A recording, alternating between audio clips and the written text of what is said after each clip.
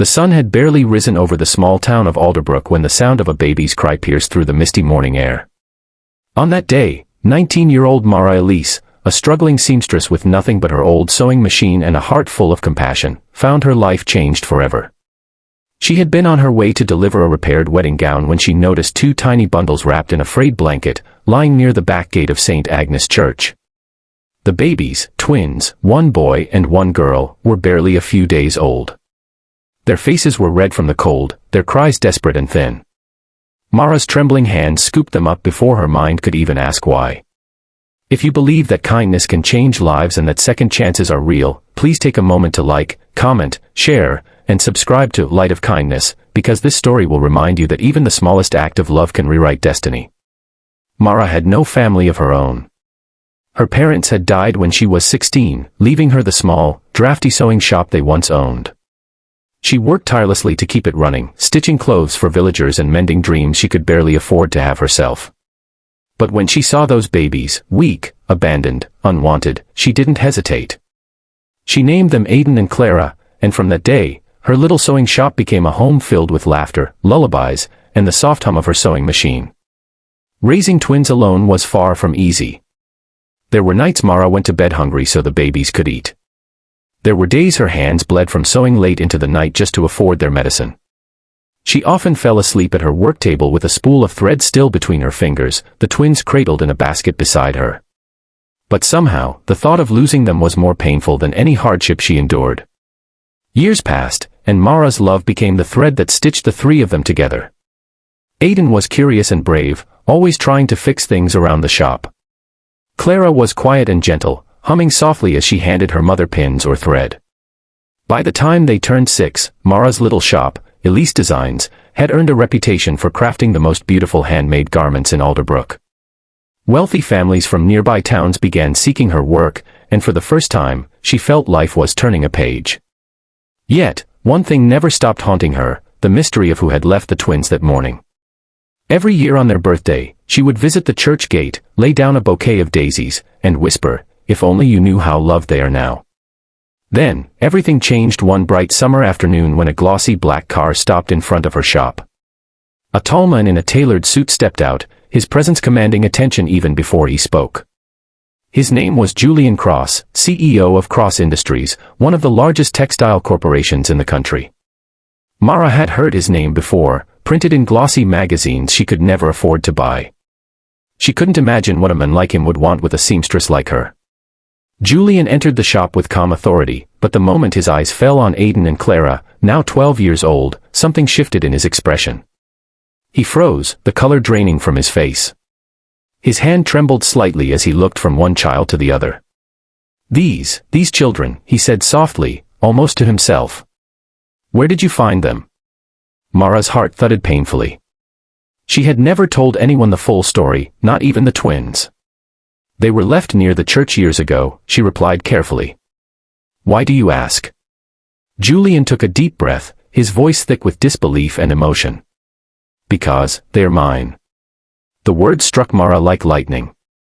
He explained that 13 years ago, his wife, Evelyn, had suffered severe postnatal depression after giving birth to twins. While Julian was away on a business trip, she'd vanished with the newborns.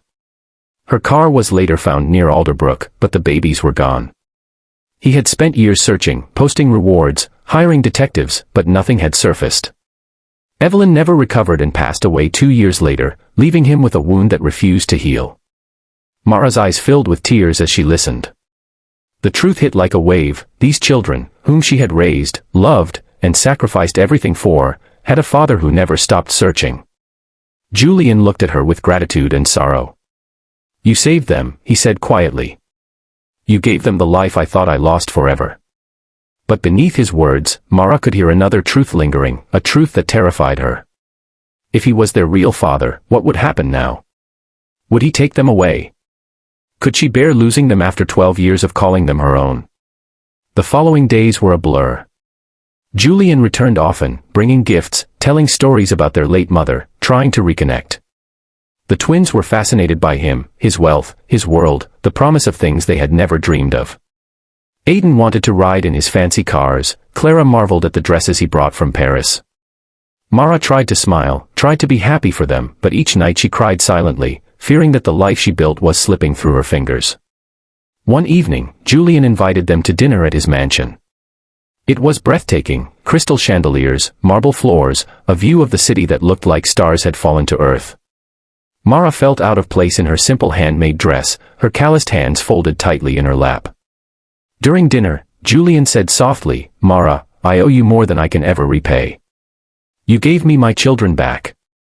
I want to help you, your shop, your life. You deserve it." She shook her head, her voice breaking. "I didn't do it for anything in return, Mr. Cross. They're my world. I only fear losing them." Julian looked at her with deep respect. "You won't lose them. They love you. And so do I, in a way, because you've been everything they needed when I couldn't be." The next weeks brought unexpected changes. Julian began funding Mara's business, helping her expand into a boutique that carried her name in gold letters, Elise Couture by Mara. He said it was a tribute to her courage. The town buzzed with admiration, people called her the miracle seamstress. Yet, despite the success, Mara's heart remained torn. Aidan and Clara began spending weekends with Julian, exploring his world of privilege. They returned with stories of private schools, trips, and luxury she could never provide. Slowly, Mara noticed the distance growing, small, painful gaps in their conversations, moments when their laughter didn't sound quite the same. One night, she overheard Aidan whisper to Clara, "Do you think we'd be living there if we'd stayed with him from the start?"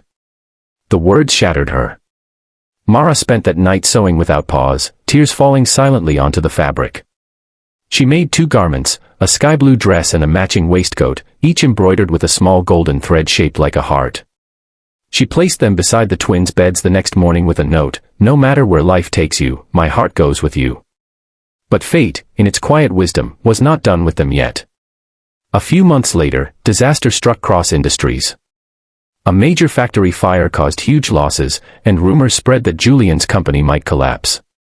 The news shook the city, and shook Aidan and Clara even more. They rushed to see him, only to find Julian hospitalized, exhausted and broken. The confident CEO they'd admired now looked frail and vulnerable. When they saw him like that, something awakened in them, a realization of what truly mattered. They brought Mara to the hospital. When she entered, Julian's eyes filled with tears. "You were right," he whispered. "All my wealth, all my success, it means nothing without love. You taught them that. You taught me that." From that day on, they rebuilt not just their family, but their lives. Julian recovered, and instead of returning to his corporate empire, he merged his resources with Mara's boutique. Together, they launched a new line, The Thread of Grace, dedicated to orphan children and struggling mothers. Every piece sold funded shelters and education programs. The story of the young seamstress who saved twin babies spread across the country, inspiring millions. Years later, on a bright morning filled with laughter, Aidan and Clara stood beside Mara and Julian as they opened their new foundation's headquarters. The once abandoned twins were now young adults, full of hope and gratitude. Reporters asked them how it felt to know their real story, and Clara smiled softly, holding Mara's hand. "We have 2 parents," she said. "One who gave us life, and one who gave us love. Both made us who we are." As applause filled the air, Mara looked up at the sky, feeling the sun warm her cheeks. She realized that life's most beautiful miracles often begin with heartbreak, and that love, pure, selfless love, was the finest stitch in the fabric of destiny.